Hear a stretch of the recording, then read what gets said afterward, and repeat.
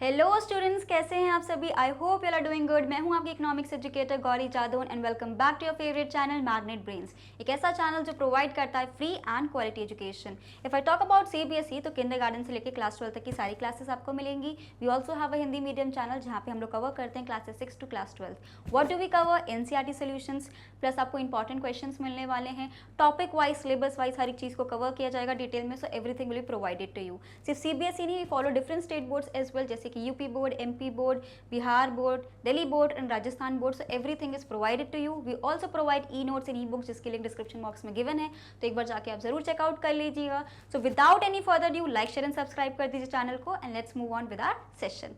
तो जैसे कि बात कर रहे थे हम चैप्टर नंबर 2 की इन माइक्रो इकोनॉमिक्स, हमारा class 11th according to CBSE. Why I am saying बार बार सीबीएसई ये सारी चीज़ें, ताकि सारी चीज़ें आपको क्लियर हो जाएं और कोई भी आपको डाउट ना रहे। ठीक है, हम ऑलरेडी कवर चुके हैं यूटिलिटी वाला पोर्शन, जहाँ पे हमने देखा था कि कार्डिनल यूटिलिटी क्या होता है, यूटिलिटी का क्या मीनिंग होता है, और वेरी इंपॉर्टेंट हमने जो चीज़ें देखी थी वो था the relationship between TU and MU, है ना। टोटल यूटिलिटी क्या होता है, मार्जिनल यूटिलिटी क्या होता है, उसकी सारी चीज़ों को हमने बहुत डिटेल में समझा था। वो वाला आपको बिल्कुल भी स्किप नहीं करना है वीडियो, बिकॉज वो इंपॉर्टेंट है। अगर आपने वो वाला टीयू एमयू का पूरा कॉन्सेप्ट नहीं समझा स्टूडेंट्स, तो ये आपको समझ नहीं आएगा। So that is why I request you to first watch that video, और उसके बाद हम ये वाली क्लास को कंटिन्यू कर सकते हैं। ठीक है, तो स्टार्ट करते हैं आज का ये सेशन। तो वेरी वेरी इंपॉर्टेंट है ना, वाई आई एम सेइंग, ये स्टार मार्क कर लीजिए बिल्कुल भी, ये बहुत ही ज़्यादा इंपॉर्टेंट आपके लिए रहने वाला है topic, that is law of DMU। ये हर बार आता है, ठीक है, ऐसा कोई साल नहीं कि जब ये वाला क्वेश्चन आता नहीं है। क्यों? क्योंकि इनडायरेक्टली इससे पूछ लेंगे, बिकॉज लॉ ऑफ DMU बहुत सारे एक तरीके से रीजंस होता है। आपके जो आने वाले लॉज होने वाले हैं डिफरेंट चैप्टर्स में, उसमें लॉ ऑफ DMU का जिक्र बहुत बार होता है। इसलिए डायरेक्टली या इनडायरेक्टली लॉ ऑफ DMU आपके पेपर में होना ही है। तो जो चीज़ होनी है उसको तो हम पक्की करके चलते हैं, बाकी कुछ अलग से आ गया उसको हम टैकल कर लेंगे। लेकिन जो चीज़ हमें पता है कि 100% ये आता ही आता है, तो फिर क्यों स्किप करना।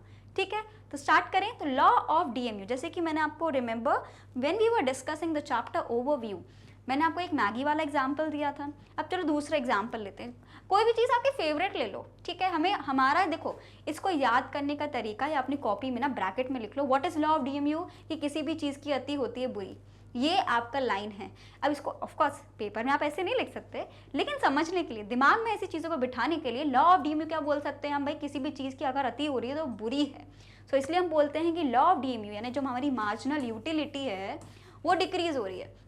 अब मार्जिनल यूटिलिटी क्या होता है, we have already discuss in the previous chapter कि भाई जो यूटिलिटी क्या होता है, एक तरीके से मेजरमेंट होता है जिसको हम यूटिल्स में मेजर करते हैं कि सेटिस्फैक्शन लेवल को कैसे मेजर करें, कि भाई ठीक है कस्टमर कितना एक तरीके से सेटिस्फाइड हो रहा है, कि अगर उसने 10 रुपये दिए तो 10 रुपये के हिसाब से उसको सामान मिला है कि नहीं मिला है, कि उससे कम का मिला है, क्या उसको लग रहा है कि वो फिर से परचेज करेगा कि नहीं करेगा।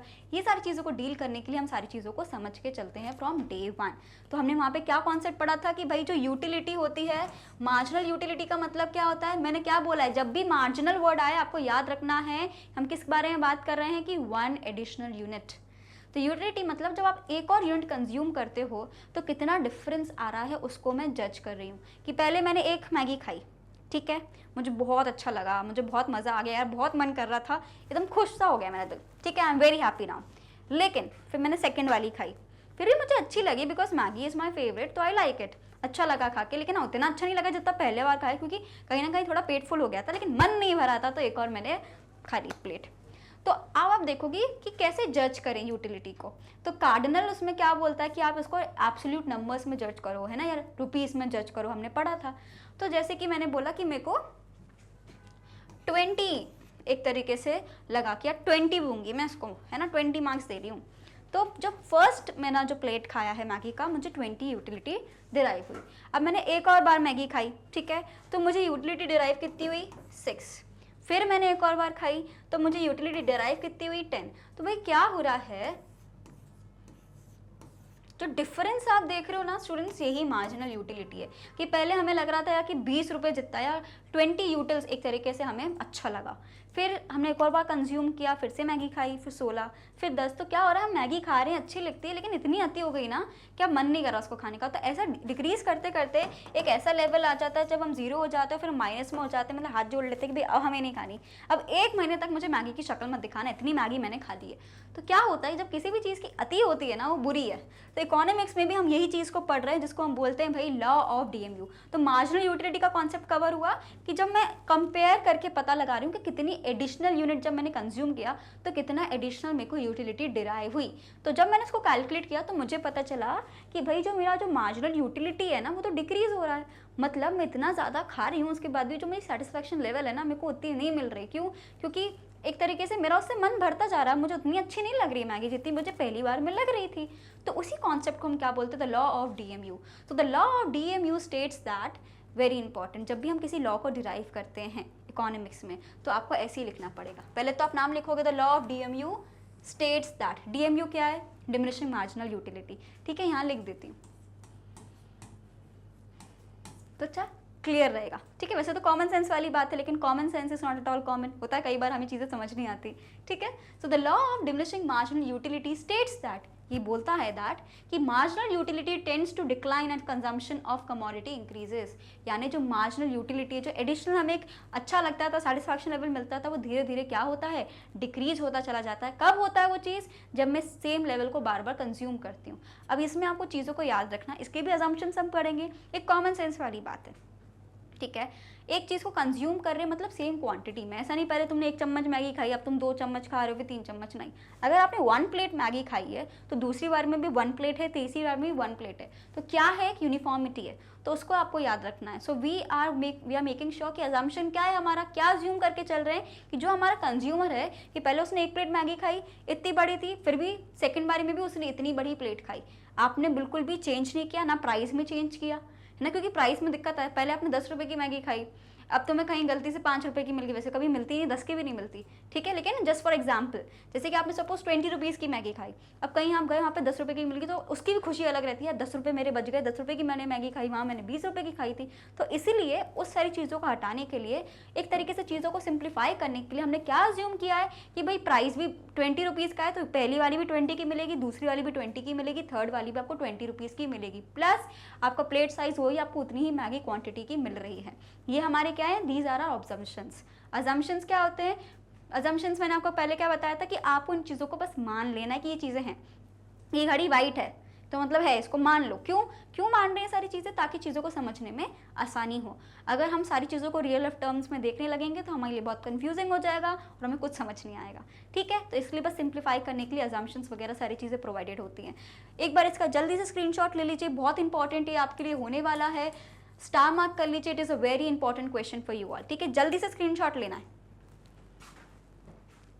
डन, चलो नेक्स्ट हम लोग आते हैं, हमारे इस टॉपिक को कंटिन्यू करते हैं जिसमें हम पढ़ने वाले हैं that law of diminishing marginal utility states that as we consume more and more of a units of a commodity the utility derived from each successive unit goes on decreasing. Very important, आपकी most of the books में यही वाली definition given है। क्या बोलता है कि जो हमने पहले पढ़ा, that law of DMU states that as a consumer consumes more of a commodity. ठीक है, कैसे कंज्यूम करे? कंटिन्यूस कंजम्पशन है। ठीक है, so more and more of units of a commodity the utility derived from each successive unit goes on decreasing. जैसे कि मैंने आपको बताया था कि वही पहले 10 फिर 16 इस तरीके से मैं देखा जाऊँ तो क्या हो रहा है कि ये जो मेरे को एडिशनल यूटिलिटी मिल रही है वो क्या हो रहा है? डिक्रीज हो रहा है, मतलब मेरा MU डिक्रीज हो रहा है।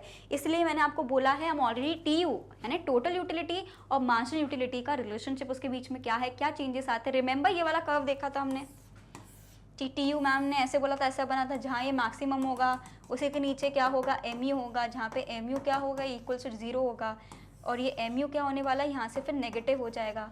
ऑलरेडी ये पढ़ चुके हैं हम लोग प्रीवियस वाले चैप्टर में, है ना, सॉरी प्रीवियस वीडियो में, तो एक बार जाके आप ज़रूर उसको चेकआउट करिएगा। चलिए नेक्स्ट बढ़ते हैं। तो ये वाली जो definition is very important from examination point of view, you can not miss. Next हम आते हैं, the law of DMU has universal applicability and applies to all goods and services. Universal का मतलब ही होता है कि भाई सब जगह एप्लीकेबल है। नेक्स्ट हमारे पास आता है कि इस लॉ को डिफरेंट नाम से दिया जाता है, जिनने इनका दिया है लॉ ऑफ DMU उसके नाम से भी हम उसको बोलते हैं। ठीक है, we also called is Gossen's first law of consumption, लेकिन इतना ध्यान देने की जरूरत नहीं है, this is just information I am sharing. Law of DMU से ही आपको मिलेगा, चिंता मत करो। ठीक है, समझ आया? अब हम आते हैं भाई assumptions of law of DMU, very important. जैसे कि PPC में हमने 5 अजम्पशंस पढ़े थे, ठीक है, इसमें थोड़े ज़्यादा हैं, अराउंड 10 अजम्पशंस हैं। ठीक है, लेकिन एग्जामिनेशन पॉइंट ऑफ व्यू से अभी तो आप 10 के 10 समझो, एग्जामिनेशन पॉइंट ऑफ व्यू में 5 भी लिख दो तो चल जाता है, कोई दिक्कत नहीं होती है, ठीक है। इंपॉर्टेंट वाले लिख दो, एक एक लाइन में चल जाएगा, लेकिन पता सारी होनी चाहिए। क्यों? बिकॉज एमसीक्यू में कभी भी कुछ भी पूछ लेते हैं, तो कॉन्सेप्ट्स आपके क्लियर होने चाहिए, ठीक है। सबसे पहला वाला अजम्पशन हम पढ़ते हैं स्टूडेंट्स। पहला जो हमारे पास अजम्पशन है that cardinal measurement of utility. हम कार्डिनल के अंदर ही सारी चीज़ें पढ़ रहे हैं, यानी एक तरीके से न्यूमेरिकल टर्म्स में हम यूटिलिटी को जज कर रहे हैं, मेजर कर रहे हैं, है ना। 1 2 3 ऐसे हम एक तरीके से नंबर दे रहे हैं। याद एमयूक्यू मैंने आपको ऐसे समझाया था कि पहले 20 है, फिर 16 है, फिर 10 है। हमने इसको न्यूमेरिकल फॉर्मेट में समझ रहे हैं ताकि हमारे लिए थोड़ा इजी हो, तो हम इसको न्यूमेरिकल यूनिट्स में ही पढ़ने वाले हैं। ये हमारा पहला अजम्पशन है, इसको याद करने की कोई ज़रूरत नहीं है, तो हमें खुद ही पता है। नेक्स्ट हमारे पास आता है constant marginal utility of money. The value of money remains the same through out the consumption process. यानी वैल्यू ऑफ मनी हमारा सेम रहने वाला है, कि ऐसा नहीं कि पहले बढ़ गया या कम हो गया। जिस वैल्यू पे हम खरीद रहे थे उसी वैल्यू पे रहने वाला है, मतलब प्राइस भी कांस्टेंट रहना है, वैल्यू ऑफ मनी भी सेम है। जो 20 रुपीज़ की वैल्यू है that is going to be same, ठीक है। नेक्स्ट हम आते हैं the consumption is of reasonable quantity, है ना। मैंने थोड़ा 1 चम्मच 2 चम्मच नहीं, एक अच्छा कंजम्पशन होना चाहिए आपका, कि आप 1 प्लेट खा रहे हो, 2 प्लेट खा रहे हो, तभी हम उस यूटिलिटी को जज कर पाएंगे। सो this is also done. Next हमारे पास आता है कंटिन्यूस कंजम्पशन, बहुत इंपॉर्टेंट है। ये तो आपकी डेफिनेशन में दिया है, तो उसको आप अजम्पशंस में लिख सकते हो कि ऐसा नहीं कि अभी तुमने 1 घंटे पहले मैगी खाई, अब तुम 2 घंटे बाद खा रहे हो, नहीं, लगातार खाने की बात हो रही है, ओके। कंजम्पशन क्या होना चाहिए? कंटिन्यूस होना चाहिए। डन। एक बार इसका जल्दी से स्क्रीनशॉट लेंगे, जैसे कि लिखा है significant without breaks, without significant breaks, continuous होना चाहिए। ये इंपॉर्टेंट है आपका एग्जामिनेशन पॉइंट ऑफ व्यू से, can not miss, take a screenshot जल्दी से, ठीक है। डन। नेक्स्ट जो हमारे पास आता है यूनिफॉर्म क्वालिटी, है ना। ऐसा नहीं कि पहले जो उसने मैगी बनाई थी अच्छी बनाई थी, दूसरी वाली में उसने बहुत बेकार बना दी, तो देख के ही मूड खराब हो जाएगा, वैसे नहीं। क्वालिटी भी हमारी सेम रहनी चाहिए, तभी हम चीज़ों को अच्छे से जज कर पाएंगे। So the quality should also remains the same. Next हमारे पास आता है रैशनल कंज्यूमर। रैशनल कंज्यूमर का मतलब होता है एक ऐसा कंज्यूमर जो सारी चीज़ों को देखता है, समझता है, परखता है और फिर ही अपना डिसीजन लेता है। मतलब अगर मैं पैसे लगा रहा हूँ तो थोड़ा सोच समझ के लगाऊंगा, तो उसी को हम क्या बोलते हैं? Rational consumer. So consumers are rational and aim to maximise satisfaction, मतलब कम दाम में जितना अच्छा मुझे सामान मिल जाए वो मैं चाहती हूँ, तो वो क्या होता है? Rational consumer. नेक्स्ट हमारे पास आता है independent utilities. So utilities from different commodities are independent and not influenced by each other, ठीक है। If you are having a cold drink also और मैगी ऑल्सो, तो दोनों का यूटिलिटी अलग होने वाला है, आप दोनों को कंबाइन करके नहीं रह सकते। जो एक कमोडिटी है उसी के थ्रू हम देखते हैं, सिंगल कमोडिटी को यहाँ पे हम जज कर रहे हैं, 2 कमोडिटीज़ को नहीं, ठीक है। नेक्स्ट हमारे पास आता है constant MU of money. So the marginal utility of money remains the same, मतलब जैसे कि हम ऑलरेडी बात कर चुके हैं। नेक्स्ट हमारे पास आता है very important fixed income and prices. आपकी इनकम भी फिक्स्ड है, आपकी प्राइस भी फिक्स्ड है। और परफेक्ट नॉलेज, यानी कंज्यूमर को सब पता है कि ये अच्छा मिलता है, यहीं से मिलता है, क्या उसके कॉम्पिटिटर्स हैं, क्या उसके सब्सिट्यूट्स हैं, तो कंज्यूमर को क्या है भाई? फुल नॉलेज है, रैशनल भी है और परफेक्ट नॉलेज है, तो उसकी हम बात कर रहे हैं, ठीक है। इसका एक बार जल्दी से स्क्रीनशॉट ले लीजिए, ये वाले पार्ट का, फिर सेकंड वाले पार्ट का भी हम स्क्रीनशॉट लेंगे। ये सारी चीज़ें आपको लिखनी है, बुक्स खोलोगे देख के ही घबरा जाओगे कि इतना बड़ा बड़ा क्या लिखा है, समझ नहीं आएगा। इसलिए उसे 1 लाइनर्स में इसको एक्सप्लेन करने के लिए मैंने बहुत शॉर्ट में आपको ये समझाया है, बिकॉज अजम्पशंस ऐसे कोई अलग से नहीं पूछे जा सकते, आपसे डिटेल में पूछे। जैसे कि 10 मार्क्स का क्वेश्चन आ गया तो उसमें आपको अजम्पशंस भी लिखने पड़ेंगे, ग्राफ भी बनाना पड़ेगा, है ना, शेड्यूल भी बनाना रहेगा, तो उन सब चीज़ों के लिए हेल्प करता है। तो इसलिए मैं कोशिश कर रही हूँ कि अगर जिसमें मुझे लग रहा है कि एक्सप्लेनेशन ज़्यादा है तो आपको यहाँ पर भी एक्सप्लेनेशन ज़्यादा मिलेगा। अगर कम एक्सप्लेनेशन है मतलब उतना ही पढ़ना है, ज़्यादा आपको उसमें सर अपना खपाना नहीं है। तो एक बार जल्दी से इसका स्क्रीनशॉट ले लीजिए, ठीक है। डन। दिस ओके, चलिए। सो होपफुली अजम्पशंस वाला पार्ट क्लियर हो गया। भाई लॉ ऑफ ड्यूइंग में क्या बोल रहे हैं? किसी भी चीज़ की अति होती है बुरी, सिंपल।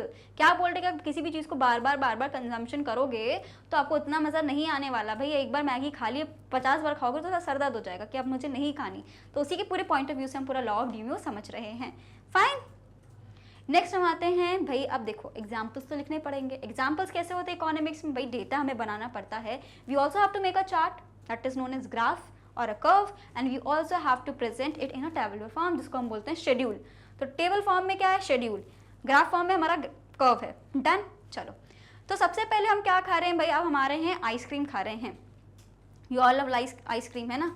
समर्स में तो पसंद है, विंटर्स में भी खा लेते हैं, मानसून में भी खा लेते हैं, भले गला खराब हो कुछ हो, आइसक्रीम तो हम खा ही लेते हैं। तो यूनिट्स ऑफ आइसक्रीम की अगर मैं बात करूँ तो मैंने यहाँ पे कितनी बार कंजम्पशन किया है भाई? 6 बार लगातार मैंने आइसक्रीम खाई है। कितना मीठा मीठा मुंह हो गया होगा उनका, क्योंकि इतनी बार उन्होंने आइसक्रीम खा ली। ठीक है, तो कंजम्पशन क्या है भाई, कंटिन्यूस है। तो पहला अजम्पशन जो है हमारा लॉ ऑफ डीम्यू का कि एक सिंगल कमोडिटी है, सिर्फ आइसक्रीम की बात कर रहे हैं, और कंटिन्यूस कंजम्पशन है। So we are talking about single commodity plus there is continuous consumption. तो दो हमारे अजम्पशंस तो भाई टिक मार्क हो गए।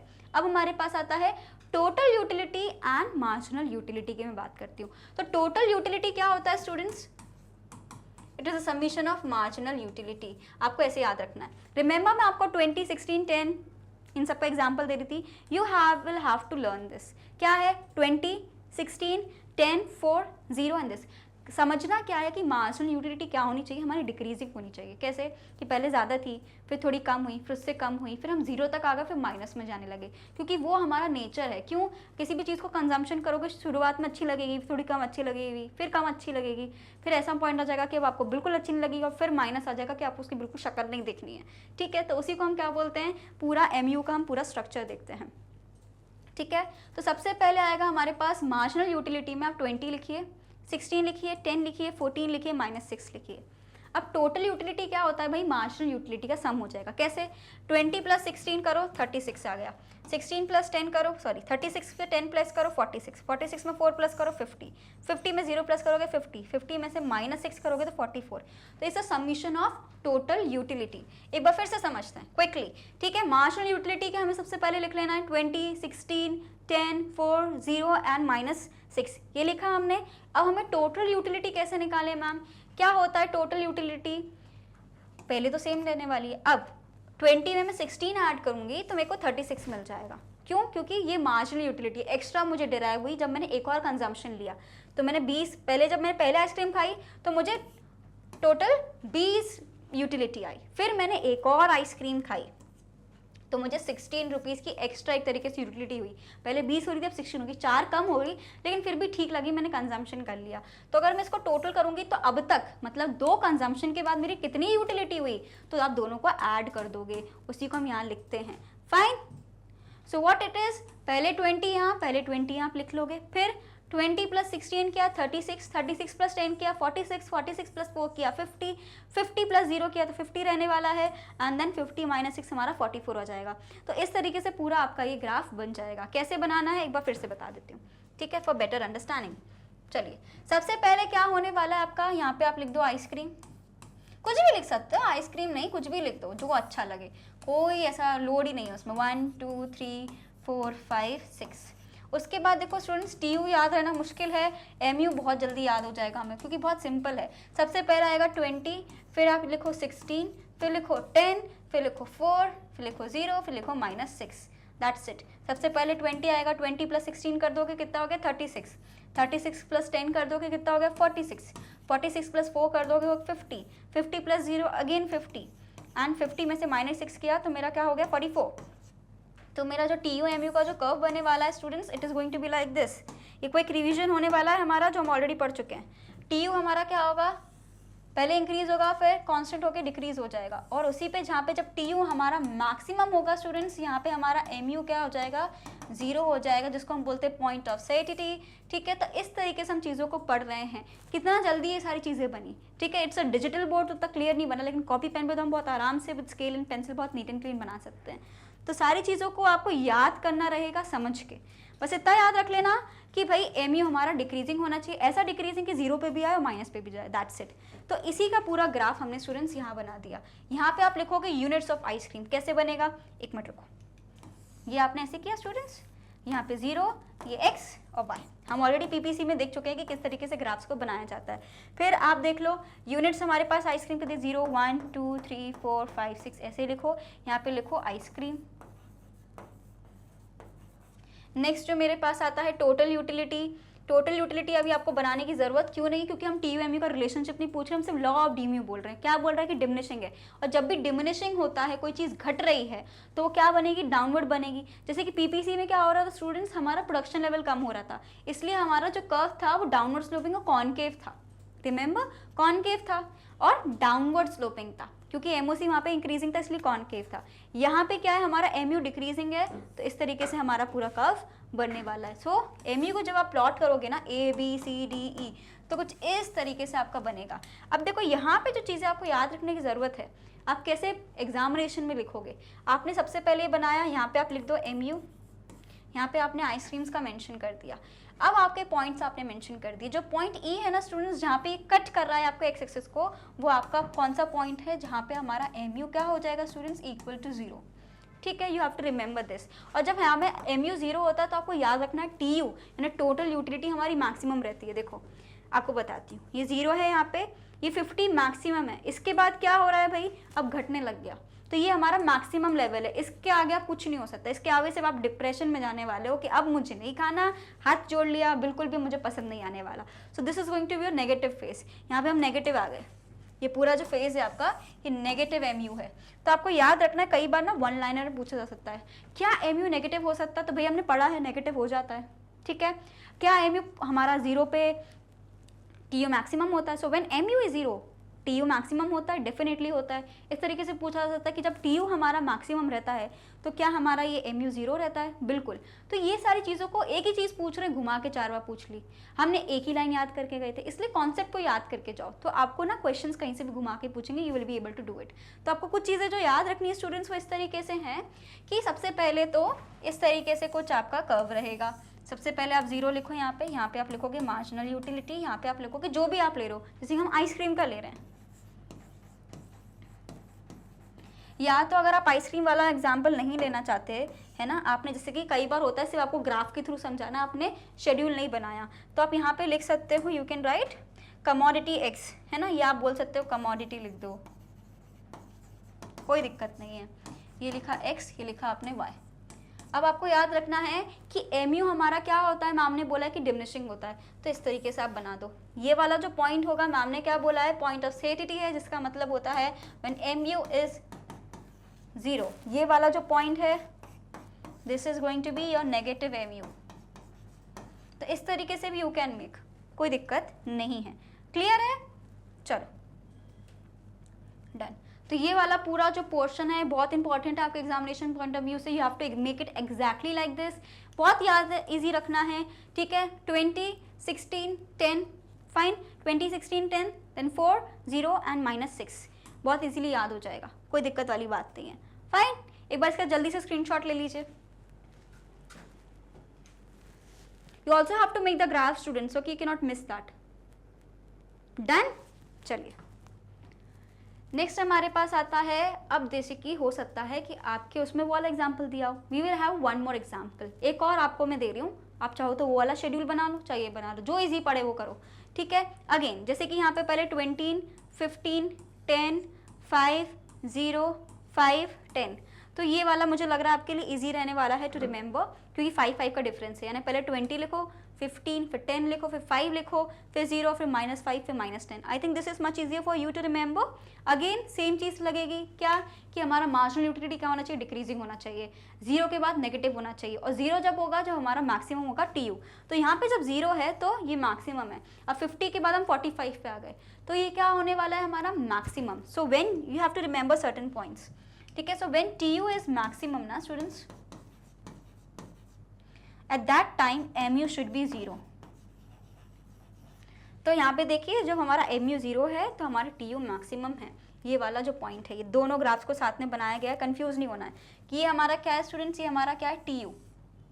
जब TU मैक्सिमम है ये वाले पॉइंट पे, ये वाला जो पॉइंट हमारे होने वाला है जिसको हम बोलते हैं MU, ये हमारा नेगेटिव MU है, यहाँ पे हमारी 0 यूटिलिटी रहने वाली। कैसे बनाया है, रुको, what they have done is basically दोनों को साथ में कंबाइन कर दिया, जो ऑलरेडी हम लोग इसकी प्रीवियस वाले वीडियो में देख चुके हैं। यहाँ पे आप लिख दो Y, यहाँ पे लिखो X, ठीक है, ये आपकी टोटल यूटिलिटी है, यहाँ पे आप इसको कट करो, यहाँ पे मैक्सिमम रहेगा, ये आपका MU हो जाएगा, ठीक है। इस तरीके से पूरा चार्ट बनने वाला है, so you don't have to get confused.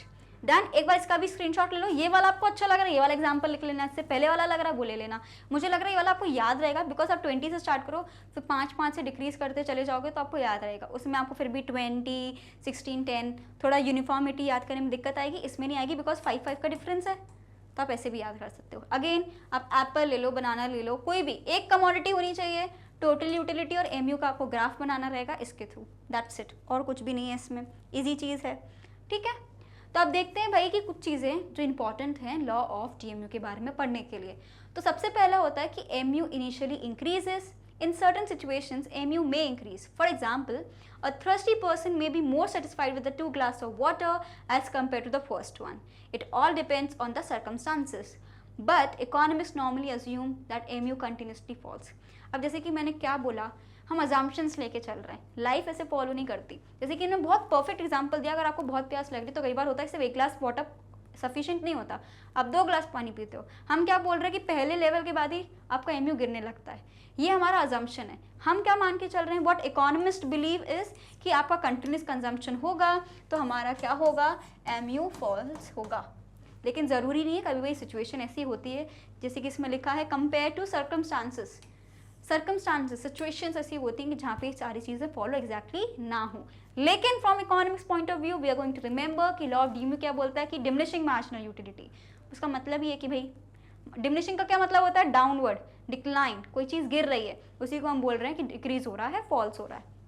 ठीक है, next, no indication about the rate of fall. हम जब बात कर रहे हैं एमयू की, हम बात कर रहे हैं कि ये गिर रहा है, कितने रेट से गिर रहा है, क्या है, ये सारी चीज़ों के बारे में हमें डिस्कस नहीं करना है। बस हम एक चीज़ बोल रहे हैं कि भाई हमारा जो एमयू है वो फॉल हो रहा है, दैट्स इट। ठीक है, ये आपको समझने की ज़रूरत है, you don't have to write it, you don't have to make notes for it, it's just for your basic understanding of law of DMU. ये आपके कोई एग्जामिनेशन वगैरह में ज़्यादा आता नहीं है, सिर्फ आपको पता होना चाहिए कि ठीक है ये रियल लाइफ में ऐसा एग्जैक्टली वर्क नहीं करता है। नेक्स्ट जो पॉइंट है ये इंपॉर्टेंट है, ये आ सकता है एमसीक्यू में कि भाई लॉ ऑफ डीएमयू को और कौन कौन से नेम है हमारे पास, फंडामेंटल लॉ ऑफ सैटिस्फैक्शन और फंडामेंटल साइकोलॉजिकल जो है लॉ भी बोलते हैं। तो ये आपको नाम पता होनी चाहिए, कई बार एमसीक्यू में पूछ लेते हैं। ठीक है, इसका जल्दी से स्क्रीनशॉट ले लो, ये इंपॉर्टेंट है। वो वाला इतना इंपॉर्टेंट नहीं था तो इसलिए नहीं बोला, ये इंपॉर्टेंट है तो स्क्रीनशॉट लेना है। डन, चलिए जस्ट अ सेकेंड ना, चलिए इसका भी एक बार आप स्क्रीनशॉट ले लो, इनकेस अगर आपको कभी चीज़ों को पढ़ना है तो आपके लिए इजी रहेगा। इसका भी एक बार स्क्रीनशॉट ले ही लीजिए। ठीक है, तो ले लिया सभी ने स्क्रीनशॉट, इसका भी ले चुके हैं, इसका भी ले चुके हैं। रिमेंबर ये आपसे पूछा जा सकता है, ये इंपॉर्टेंट है, वो वाला पार्ट इतना इंपॉर्टेंट नहीं है, but it is for your basic understanding. Fine, तो ठीक है, यही था हमारा पूरा आज की क्लास में। हमने लॉ ऑफ डीएमयू को बहुत अच्छे से समझा। आने वाली क्लासेस में और भी चीज़ें हम पढ़ने वाले हैं, उसको बिल्कुल भी आपको स्किप नहीं करना है कि भाई लॉ ऑफ डीएमयू क्या है, किस तरीके से फंक्शन करता है, सब चीज़ों को हम समझने वाले हैं। होपफुली आपको वीडियो अच्छा लगा हो। डीएमयू के बारे में बात कर रहा है, डिमिनिशिंग का मतलब डाउनवर्ड स्लोपिंग ही होने वाला है। एक बार ज़रूर स्टूडेंट्स जाके टीयूएमयू का जो इससे पहले वाला वीडियो है उसको देख लेना, उसमें सारी चीज़ें क्लियर हैं, क्योंकि हमने मार्जिनल यूटिलिटी का यहाँ पे कॉन्सेप्ट को डिस्कस किया है। तो ऑलरेडी वो सारी चीज़ों को हम कवर कर चुके थे, लेकिन डाउट हो तो एक बार जाके प्लीज़ उसको ज़रूर देखिएगा, तो आपके सारे डाउट्स क्लियर हो जाएंगे। फिर भी कोई डाउट हो, we are here for you, comment section में आप बता सकते हैं। वंस अगेन आपको बता देती हूँ कि मैग्नेट ब्रेन्स एक ऐसा प्लेटफॉर्म है जो प्रोवाइड करता है free and quality education. If you are a CBSE student तो आपका किंडरगार्टन से लेकर क्लास 12 तक। ठीक है, हिंदी मीडियम कोर्सेज भी प्रोवाइड किए जाते हैं, जहाँ पे हम लोग कवर करते हैं क्लास 6 से लेकर क्लास 12 तक। We have a Hindi medium channel, तो उसको भी जाके आप जरूर सब्सक्राइब करिएगा। सिर्फ सीबीएसई नहीं, डिफरेंट स्टेट बोर्ड्स को हम फॉलो करते हैं। कौन कौन से भाई, Delhi board, Bihar board, UP board, MP board, Rajasthan board, सारी चीज़ें कवर की जाती हैं, प्लस स्पोकन इंग्लिश का भी कोर्स है। So everything is provided to you है, you don't have to go somewhere else. तो एक बार जल्दी से लाइक शेयर एंड सब्सक्राइब कर दीजिए। Again e notes and e books भी अवेलेबल हैं, जिसकी लिंक डिस्क्रिप्शन बॉक्स में गिवन है, आप जाके देख सकते हैं। प्लस सिर्फ यूट्यूब पे नहीं, डिफरेंट सोशल मीडिया प्लेटफॉर्म जैसे कि Twitter, Instagram, Facebook, WhatsApp, Telegram, you have to follow us everywhere, ताकि कोई भी अपडेट आपसे मिस ना हो। Once again thank you for watching the video. Hopefully आपको वीडियो अच्छा लगा हो।